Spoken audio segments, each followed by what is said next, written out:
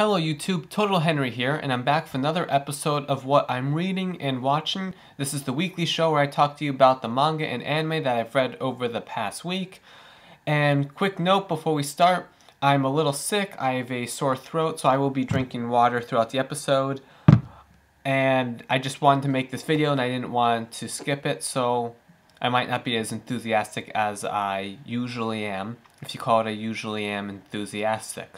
So remember, down here in the descriptions are the table of contents and times for when I talk about everything, so you can skip around and just hear what you want to hear. So as always, starting off, we have Toriko, chapter 317. Now, this was an okay chapter, and hopefully this arc is going to end soon. As you know, I didn't really enjoy it. Now, the beginning of this chapter was good. I enjoyed it. But then it got into something else. I don't want to give it away for you guys. I don't want to spoil it for you. And I just didn't enjoy... It's not that I didn't enjoy it. It's that I just didn't care about it. The first few pages I thought were really interesting, really cool. And then they started talking about something else that has been a common theme. And I just didn't care about it. I feel like some people care a lot about it, and I've seen some comments on the internet, some people were really excited about it, but I just don't care. I feel like I gave it away there. Okay, next up is Bleach chapter 620. This was a solid chapter, and things just keep getting worse and worse, which says to me, when the bad guys usually have everything going their way, that tells you, okay, the good guys are gonna come back, or the good guys are gonna win. So right now, everything's just getting worse. Ichigo is freaking out right now. He is losing his mind. He's not thinking rationally. He's just screaming.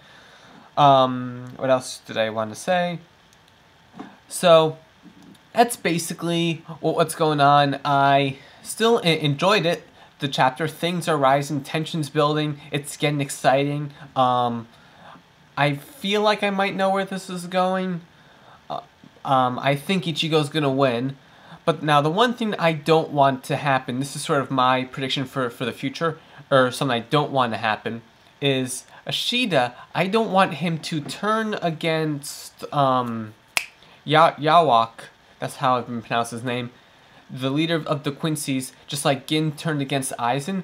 I don't want that to happen. I think that would be a lame way to do it. I don't think there should be any more plot twists. I just think Ichigo just come in here and beat him, find a way to beat his like all-seeing multiple eyes, and just have that and be done with the battle, and Bleach will go down as a great series. I don't think Taikubo should use the same trick that he did, where having Gin switch sides and Shida switching sides. That's what I don't want to happen. Of course, when I said what I didn't want to happen in Nisekoi, it happened, so maybe I just jinxed myself. Okay, next up is One Piece chapter 780. This was a really good chapter. Now, next chapter, my prediction is Luffy is going to... He's already pissed at Doflamingo. He's going to go crazy and try to attack Doflamingo, but not really be able to hit him because it's too soon for him to really start attacking him. If you remember back into the Barbecue Works arc, it took a few fights before he was able to hit Crocodile. So I think it's going to be one of those things where it takes him a few chapters before he finally realizes, this is how I hit Doflamingo. Then they'll slug it out for a few chapters, and then Luffy will probably win. So yeah, let's go Luffy. I'm rooting for Luffy all the way. And the other thing I'm interested is what is going to happen with Law. That was like the main part of this chapter. So there might be a little more plot with him, a little more dialogue before we get to the actual fighting. But whatever, this is still interesting. We've gotten all the small battles out of the way. And pretty soon it'll be Luffy, Doflamingo in a few chapters, and I'll be reviewing the awesome fight that's about to happen. Nisekoi 163. This was another really good chapter. Nisekoi has been on a roll. It's been the most fun to read and talk about yeah, it's been the most fun to read and talk about series for like the past month or so. Now, this chapter felt like the old Nisekoi that everyone sort of got tired of. It had a lot of the same jokes. It had some old sort of running gags about things that Chitoge couldn't do or couldn't do well, and those were funny. It was a breath of fresh air. And as I was reading the chapter, I was laughing, so I thought it was a good chapter in that sense. But I was also worried, is this going to go back to normal? And it didn't. The ending, the plot, I can't tell you what happens, but just within the final 2 pages, now Shikomi's like, I'm going to give you guys more plot. I'm going to keep you guys on a cliffhanger. So this is moving from sort of arc to arc. It's one of those things where some series end the arc, and then maybe they'll have a chapter or two, and then they'll solidly go to another arc. This seems like it had the school trip, then it had the Chitoge leaving, then it has this new thing, which I'm not going to say, and they're all sort of melded together, so you can't definitively say, okay, this is where it ends, because the school trip caused what happened with Chitoge and some of the feelings.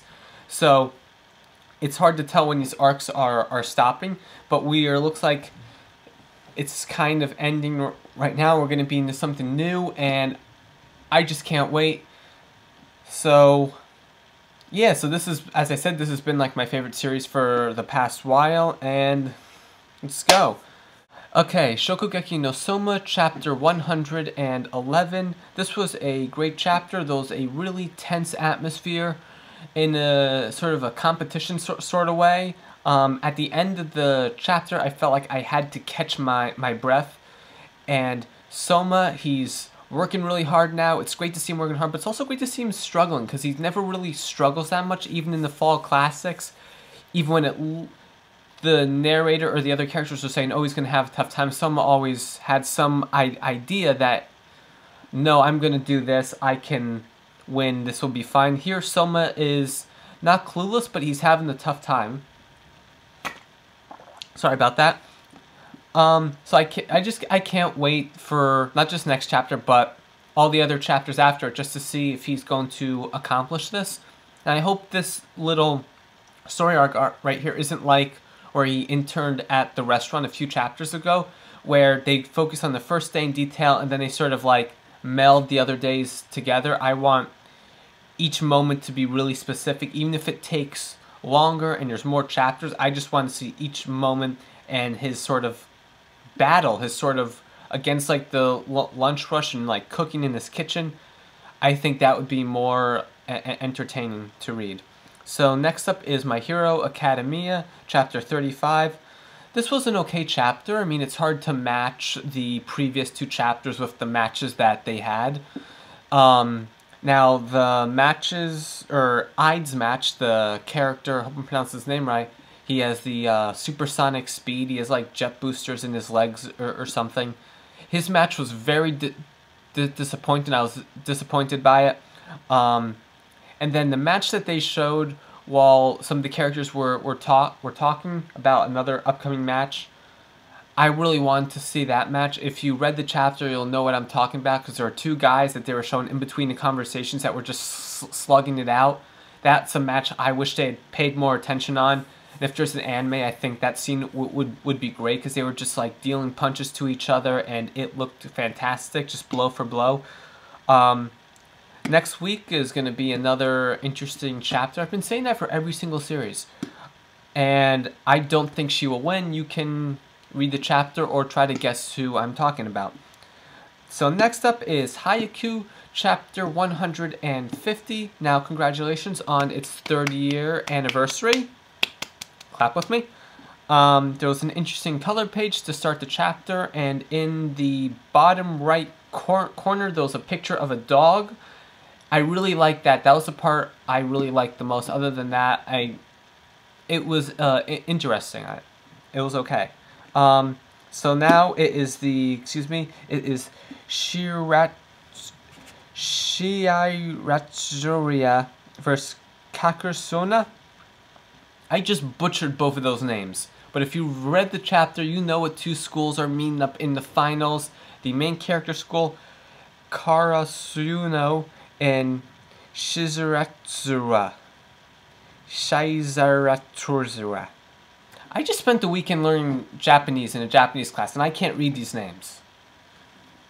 Okay, so this match, I cannot wait for this match. The final match of whatever league tournament before the Inter-High or National Championships, whatever they call it, because every sports manga has a different thing.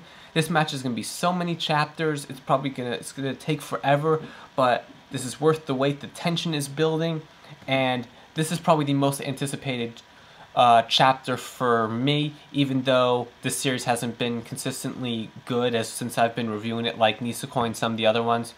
I want to read this chapter the most, just because it's been so long. 150 chapters. Here's the moment everybody's been waiting for. Can they show this? Can they show the other school that they can do, that they're not flightless crows? Let's go. So next up, before I turn to anime, I wanted to talk about this American comic book that I read, The League of Extraordinary Gentlemen. This is written by Alan Moore and illustrated by Kevin O'Neill, and they're the other name, maybe the colorist, inker. Now, I didn't read all of this. There was a story, a written story back here. Let me find it. There was a written story back here written by Alan Moore that has to do with these characters, the main characters on the front. I didn't read that because I just did not like this so much. Personal opinion. First thing that I don't really like, let me see if I can find a good example, is I don't like the art. I just think the art looks really, really weird. Let me find you a few more examples. This panel right here reminds me of Bone. Bone. But other than that, I don't really like the art. I got used to it, but I don't really like it. And I'm not even sure what the story is. These people, they have to save England. This is in like 1898, and they have to save him from, or England from some, I don't even know what it is. I don't even know what happened. And so yeah, you can probably find a better review of this online or even on YouTube. But my personal thoughts, if I can't tell you what something is about, it just didn't capture my interest. And I mainly read it because Alan Moore is known for great stories like Watchmen and V for Vendetta, which I loved. So I just decided I should give this one a try, and I don't know, I just didn't like this. Now lastly, I actually have some anime to talk about. For once, I know what I'm reading and watching, and I don't usually talk about the watching part, but this week I'm going to talk about Yu-Gi-Oh! 5D's. Now, recently I brought my Yu-Gi-Oh! Cards to school to show them to a friend, and I started looking at them and I'm like, Yu-Gi-Oh! Is pretty cool. I want to get into it again. So I've started playing Yu-Gi-Oh! On Dual Network more, and I also started watching Yu-Gi-Oh! 5D's because I finished the original Yu-Gi-Oh! I finished GX, and I stopped watching 5D's. I'm pretty sure if I went back to the same exact place where I was, I would only have maybe 20 or so episodes instead of like 130. But I've decided I'm just going to watch it all again. I've watched about 7-8 episodes since I've started, or since I've said I was going to watch it a few days ago. And all that's happened is Yusei's gone from the satellite into New Domino City. Dual Jack, the Crimson Dragon showed up, and now he's in the prison or detention center, and he's about to duel the warden in probably the next episode that I'm going to watch. And I really love Yu-Gi-Oh! 5D's. When I originally watched it, I watched it with the English dub, which was okay. I can stand the Yu-Gi-Oh! Ones. They're much better than like some of the other series. But I'm watching the Japanese. It's still really, really good. I love that the cards actually look like real cards in the Japanese animation. They look straight like the real cards that we all grew up playing with. The theme song, Japanese theme song's okay. I still like Hyperdrive a little bit more, just because it's what I'm used to. And Yusei is a great, great character. The animation's good. The plot, I know, gets really, really good right now. It's sort of establishing characters. It's getting the foothold down, and it's talking about the signers a little bit. But I just love Yu-Gi-Oh! 5D's. I'm gonna keep watching it. Maybe I'll come back and talk about it. But it's gonna be a while before I see any episodes that I haven't seen. And I think that concludes another wonderful episode of what I'm reading and watching. My voice is about to go. My throat hurts a lot, so I'm just going to give you guys a thumbs up and hope you keep watching my videos and subscribe for more amazing content.